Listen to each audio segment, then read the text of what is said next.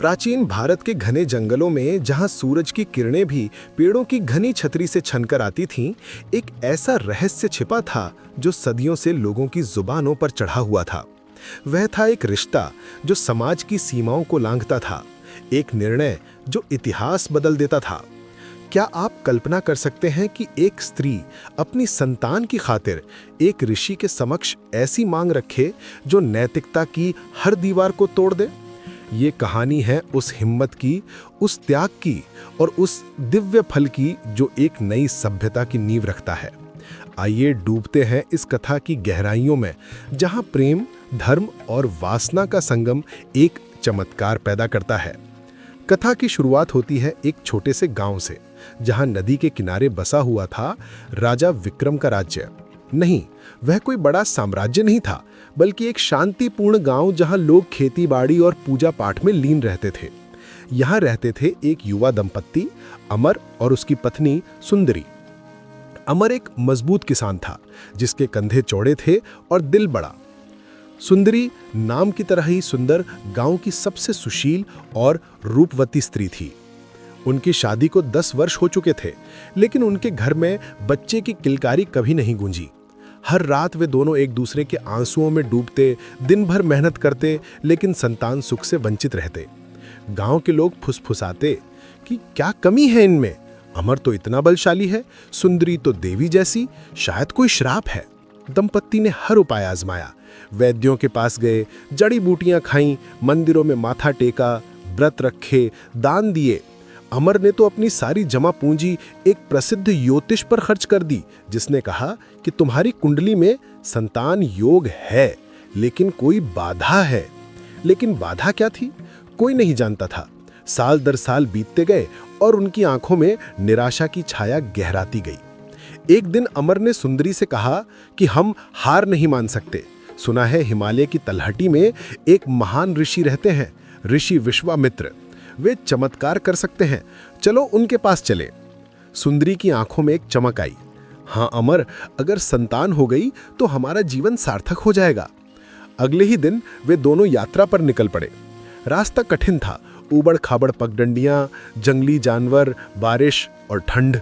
कई दिनों की यात्रा के बाद वे पहुंचे उस घने जंगल में जहां ऋषि विश्वामित्र की कुटिया थी। जंगल इतना घना था कि दिन में भी अंधेरा सा लगता। पक्षी चहचहाते, नदियां बहती और हवा में एक दिव्य सुगंध फैली हुई थी। कुटिया साधारण थी, पत्तों और लकड़ियों से बनी। चारों तरफ फूलों की मालाएं और ध्यान के लिए एक छोटा सा मंडप। ऋषि विश्वामित्र वहां ध्यान मग्न बैठे थे। उनकी उम्र 100 वर्ष से अधिक थी, लेकिन शरीर युवा जैसा। लंबी दाढ़ी, चमकदार आंखें और एक ऐसा आभा मंडल जो देखते ही मन को शांत कर देता। वे तपस्या में लीन थे, लेकिन दंपत्ति के आने पर उन्होंने आंखें खोली। कौन हो तुम? क्या चाहते हो? उनकी आवाज गूंजदार थी, जैसे पहाड़ों से आ रही हो। अमर और सुंदरी ने सिर झुकाया। अमर ने अपनी व्यथा सुनाई, संतान की कमी, प्रयासों की विफलता और अब उनकी आखिरी उम्मीद। ऋषि ने गहरी सांस ली और कहा, संतान प्राप्ति कोई साधारण बात नहीं है, यह प्रकृति का वरदान है। लेकिन तुम्हारी कुंडली में एक दोष है जो तुम्हारे पूर्व जन्म का है। मैं तुम्हें एक मंत्र और एक विशेष क्रिया बताता हूं। अगर तुम इस क्रिया से संभोग करोगे तो निश्चित ही एक दिव्य पुत्र की प्राप्ति होगी। ऋषि ने विस्तार से बताया। क्रिया में विशेष मुद्राएं थीं, मंत्रों का जाप और एक खास समय, अमावस्या की रात, जब चंद्रमा की ऊर्जा सबसे कम होती है। अमर उत्साहित हो गया, लेकिन सुंदरी चुप रही। जब ऋषि बोल चुके तो सुंदरी ने सिर उठाया। उसकी आंखों में एक दृढ़ संकल्प था। गुरुदेव, हम आपके पास इसलिए आए हैं क्योंकि हम जानते हैं कि आप दिव्य शक्तियों के स्वामी हैं। मेरे पति के साथ इस क्रिया से शायद एक साधारण संतान हो, लेकिन मैं चाहती हूं एक दिव्य पुत्र जो संसार बदल दे। इसलिए आप स्वयं मेरे साथ वो सब करें जो मेरे पति करते हैं, मेरे साथ संभोग करें, ताकि मुझे एक ऐसी संतान मिले जो अमर हो, ज्ञानी हो और इतिहास रचे। अमर स्तब्ध रह गया। ऋषि विश्वामित्र की भौएं सिकुड़ी, जंगल में सन्नाटा छा गया, पक्षी भी चुप हो गए। ऋषि ने गहन चिंतन किया। उनके मन में विचारों का तूफान उठा। एक तरफ समाज की मर्यादाएं, ऋषि का ब्रह्मचर्य, नैतिकता और धर्म, दूसरी तरफ मानवता का भविष्य। ये प्राचीन काल था जब जनसंख्या कम थी और वंश चलाना एक धर्म था। अगर ये दंपत्ति संतानहीन रहा तो उनका वंश समाप्त हो जाएगा और समाज की एक इकाई कम हो जाएगी। ऋषि ने सोचा कि क्या मेरी तपस्या इसीलिए है? क्या मैं एक जीवन को बचाने के लिए अपनी मर्यादा त्याग सकता हूं? उन्होंने पुराणों को याद किया, जहां देवता भी मनुष्यों के साथ संबंध बनाते थे दिव्य संतानों के लिए। अंततः उन्होंने निर्णय लिया, ठीक है सुंदरी, लेकिन ये केवल संतान प्राप्ति के लिए होगा, ना कि वासना के लिए। अमर, क्या तुम सहमत हो?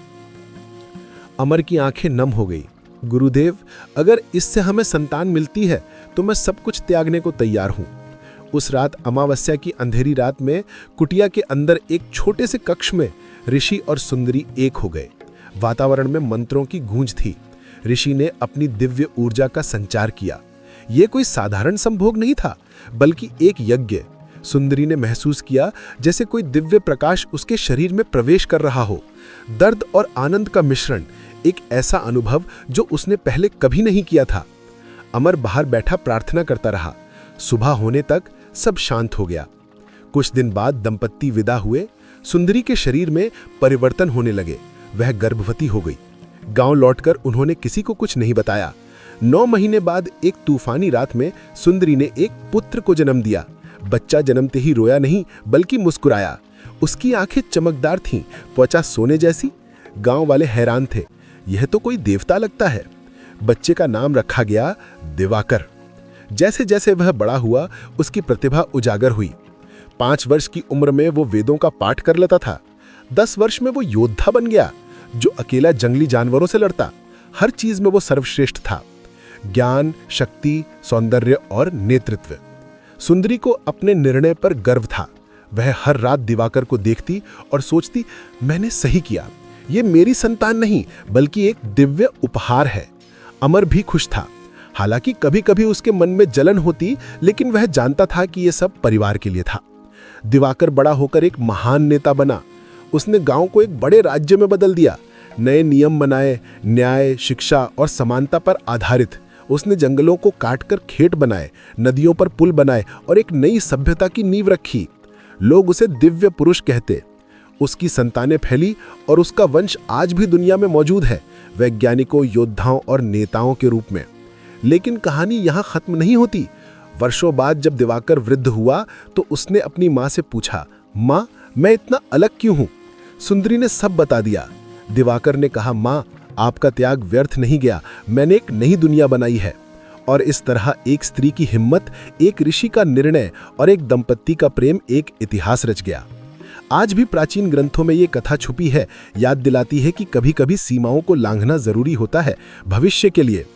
साथियों, आशा करता हूं ये कहानी आपको पसंद आई होगी। जाते जाते वीडियो को लाइक कर देना और कहानी सुनो स्टोरी ट्रेलर चैनल को सब्सक्राइब कर लें आने वाली वीडियो के लिए। तब तक अपना ख्याल रखिए। बाय, धन्यवाद।